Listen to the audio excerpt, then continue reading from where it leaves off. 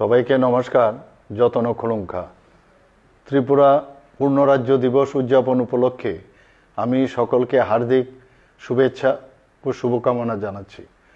1972 সালের 21শে জানুয়ারি ত্রিপুরা পূর্ণরাজ্যের স্বীকৃতি লাভ করে দীর্ঘকাল রাজন্য শাসিত ত্রিপুরা 1949 সালের 15ই অক্টোবর ভারত ইউনিয়নে যোগদান করে। রাজতন্ত্রের অবসানের পর শুরু হয় গণতন্ত্রের এক নতুন অধ্যায়। ত্রিপুরাকে পূর্ণরাজ্য হিসাবে গড়ে তোলা এবং উন্নয়নের পথে যাদের অবদান রয়েছে তাদের সকলকে আমি আন্তরিক শুভেচ্ছা ও অভিনন্দন জানাচ্ছি। উত্তর পূর্বে অষ্টলক্ষ্মীর এই রাজ্য ত্রিপুরার প্রাকৃতিক সৌন্দর্য, কৃষ্টি, সংস্কৃতি, ঐতিহ্য ও জনজাতিদের পরম্পরা আমাদের বৈচিত্র্যের মধ্যে ঐক্যকে প্রতিফলিত করে।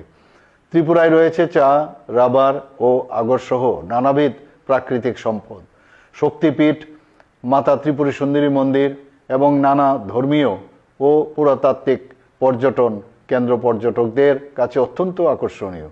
মাননীয় প্রধানমন্ত্রীর অ্যাক্ট ইস্ট পলিসির ফলে ত্রিপুরা সহ উত্তর পূর্বাঞ্চল উন্নত যোগাযোগের ব্যবস্থার মাধ্যমে উন্নয়নের নানা দিক দিয়ে আজ এগিয়ে চলেছে।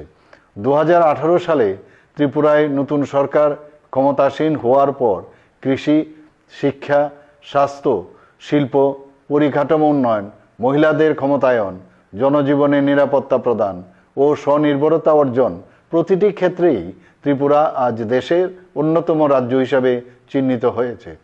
আমাদের মূল লক্ষ্য হচ্ছে প্রতিটি মানুষের জীবনযাত্রার মান উন্নয়ন, অর্থনীতির বিকাশ, রাজ্যের নিজস্ব সম্পদের সদ্ব্যবহার এবং স্বচ্ছ প্রশাসনের মাধ্যমে ক্ষমতার বিকেন্দ্রীকরণ।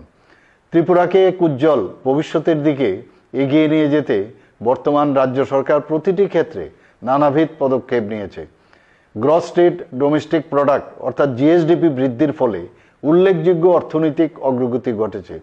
জিএসডিপির ক্ষেত্রে ত্রিপুরা উত্তর পূর্বাঞ্চলের রাজ্যগুলির মধ্যে দ্বিতীয় স্থানে রয়েছে। নীতি আয়োগের প্রকাশিত সূচকে সারা দেশের মধ্যে ত্রিপুরা ফ্রন্ট রানার রাজ্য হিসাবে উন্নীত হয়েছে। সবচেয়ে বড় গৌরবের বিষয়, ত্রিপুরা আজ দেশের তৃতীয় পূর্ণ স্বাক্ষর রাজ্য। সাক্ষরতার হার 95.6%। এটি আমাদের জন্য এক ঐতিহাসিক প্রাপ্তি।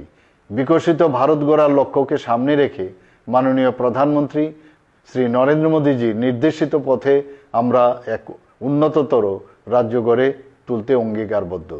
সকলের অংশগ্রহণের মধ্য দিয়ে উন্নয়নের সর্বোচ্চ স্তরে আমরা পৌঁছে যেতে চাই।